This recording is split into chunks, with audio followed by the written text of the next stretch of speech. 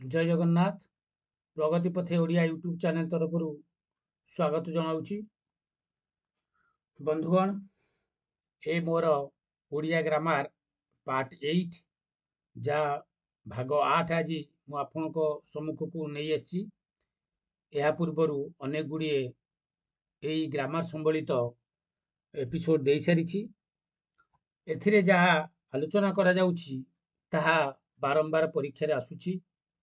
एथिरे मु 20टी एमसीक्यू आलोचना करुछि। आशा यह आपणकर काम रे आसीबो। यह PGT TGT exam NVS KVS OS OAVS SSC ASO RI SI इत्यादि परीक्षा पाई आवश्यक। तेणु बंधुगण आपण जदि मो चैनल को सब्सक्राइब करना तेबे सब्सक्राइब करनियंतु। एबे ओडिया व्याकरण भाग 8 आरंभ करिया। प्रथम क्वेश्चन, उपमान अपेक्षा उपमेयर उत्कर्ष बा आधिक्य कथित हेले केउ अलंकार हुए? ये अलंकार चैप्टर टी टिके कष्टकर किंतु प्रैक्टिस रखिले सहज लागिवो। जे हमर एटी क्वेश्चन अछि, उपमान अपेक्षा उपमेयर उत्कर्ष बा आधिक्य कथित हेले केउ अलंकार हुए? तार उत्तर हेउछि व्यतिरेक अलंकार हुए। जेतबेले उपमान अपेक्षा उपमेयर उत्कर्ष बा आधिक्य कथित हबो सेठी व्यतिरेक अलंकार हबो। क्वेश्चन नंबर 2, कारण थाई मध्य कार्यर उत्पत्ति न हेले केउ अलंकार हुए? कारण थिबो किंतु कार्यर उत्पत्ति न हेले ताकू हमें को अलंकार कहिबा?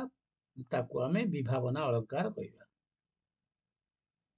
क्वेश्चन नंबर 3, ओडिया वर्णमाला रे मोट केतोटी वर्ण अछि? ओडिया वर्णमाला रे मोट 50 टी वर्ण अछि। क्वेश्चन नंबर 4,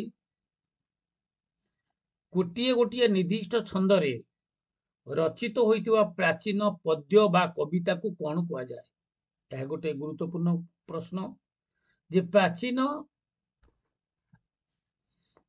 पद्य बा कविता हेतिबो आ गोटिए गोटिए निर्दिष्ट छंद रे रचित होइतिबो जे ताकू हमें छांद काव्य बोली कहिया बा छांद बोली हमें कहिया। छंद आ छांद दीटा जाको अलगा जिंस। छंद कहले काव्य बा कविता रचनार निर्दिष्ट नियम बा शैली को हमें छंद बोली कहिबा, किंतु छांद होउछि कोन? गोटे गोटे निर्दिष्ट छंद रे रचित होइतिबा प्राचीन पद्य बा कविता को हमें छांद बोली कहिबा। क्वेश्चन नंबर 5, नटवाणी छंदरे केउ अक्षर उपरे जतिपात हुए? जे नटवाणी छंदर अक्षर संख्या हूँ 12। यार 2 पाद रे 1 पद हुए, प्रति पादर अक्षर संख्या 12। यार 3, 6, 9, 12 अक्षर उपरे जतिपात हुए। अर्थात नटवाणी छंदर 3 नंबर अक्षर, 6 नंबर अक्षर, 9 नंबर अक्षर और 12 नंबर अक्षर उपरे जतिपात हुए। तेणु विभिन्न छंदर विभिन्न जतिपात नियम रही, ताकू आमे मन रखिया पड़ियो परीक्षा पाई। क्वेश्चन नंबर 6, कवितुंड मेंढा मुंड लोकवाणी अर्थ कोन? जे कवितुंड मेंढा मुंड लोकवाणी अर्थ होची दृढ़ वचन। क्वेश्चन नंबर 7, नई सुअ को बाली बंध लोकवाणी अर्थ कोन? यार अर्थ होची वृथा चेष्टा। यदि नई रे सुआ आसी आमे बाली बंध करिया केबे ता रहिबो नाही, तेणु या होची वृथा चेष्टा। क्वेश्चन नंबर 8, नाटर गोवर्धन ए रूढ़ीर अर्थ कोन? जे नाटर गोवर्धन रूढ़ीर अर्थ होची अनर्थर मूल। कोने तू होचु नाटर गोवर्धन। क्वेश्चन नंबर 9, जपामाली रूढ़ीर अर्थ कोन? जे जपामाली रूढ़ीर अर्थ होची अति प्रिय। क्वेश्चन नंबर 10, वाक्य मध्य व्यवहार हेउतुवा विभिन्न चिन्ह गुड़ी को कौन कहती? जे वाक्य मध्य व्यवहार होउतुवा विभिन्न चिन्ह गुड़ी को हमें विराम चिन्ह कहती। तेणु विराम चिन्ह भितर कमा रहिबो, पूर्णच्छेद रहिबो, सेमिकोलन रहिबो, कोलन रहिबो, इत्यादि इत्यादि ब्रैकेट रहिबो, इत्यादि इत्यादि सब चिन्ह रहिबो। तेणु वाक्य मध्य व्यवहार होउतुवा विभिन्न चिन्ह गुड़ी को हमें विराम चिन्ह बोली कहिबा। क्वेश्चन नंबर 11 हेरम्ब शब्दर अर्थ कौन परीक्षा आसूची गुड़िए केतेबेले क्वेश्चन तो निश्चित भाव में आसूची जे जो गोटे शब्द देथिबो तार अर्थ पचारिथिबो तेणु एठारे हेरम्ब शब्दर अर्थ कौन जे हेरम्ब शब्दर अर्थ होची गणेश। क्वेश्चन नंबर 12 किन्नरेश किन्नरेश शब्दर अर्थ कौन जे किन्नरेश शब्दर अर्थ होची कुबेर। क्वेश्चन नंबर 13 तिक्त शब्दर विपरीत शब्द कौन तिक्त शब्दर विपरीत शब्द होची मधुर कहते तोर तिक्त कथा मु सही पारि नहीं मधुबाबूंकर व्यवहार अति मधुर अटे तेणु तिक्तर विपरीत होची मधुर। क्वेश्चन नंबर 14 तंद्रा शब्दर विपरीत शब्द कौन जे तंद्रा शब्दर विपरीत शब्द होची जागृति तंद्रा माने होची निद्रागत निद्रा तार अर्थ विपरीत शब्द होची जागृति। क्वेश्चन नंबर 15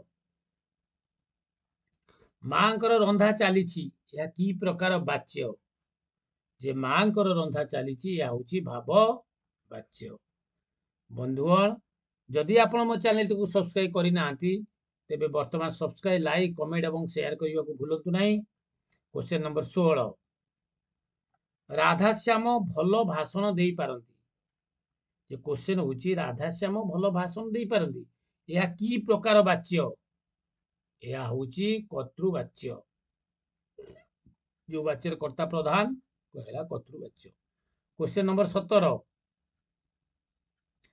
समस्त वाक्यर समापिका क्रियायुक्त अंश को कौन कह जाए समस्त वाक्यर समापिका क्रियायुक्त अंश को कौन कह जाए ना खंड वाक्य कह जाए समस्त वाक्यर समापिका युक्त अंश को आम खंड वाक्य बोली कहबा। क्वेश्चन नंबर 18 गोटे वाक्य जहाँ विषय किछि कह जाए ताकू कौन कह जाए गोटे वाक्य जहाँ विषय किछि कह जाए ताकू कर्ता बोली कह जाए बा सब्जेक्ट बोली कह जाए।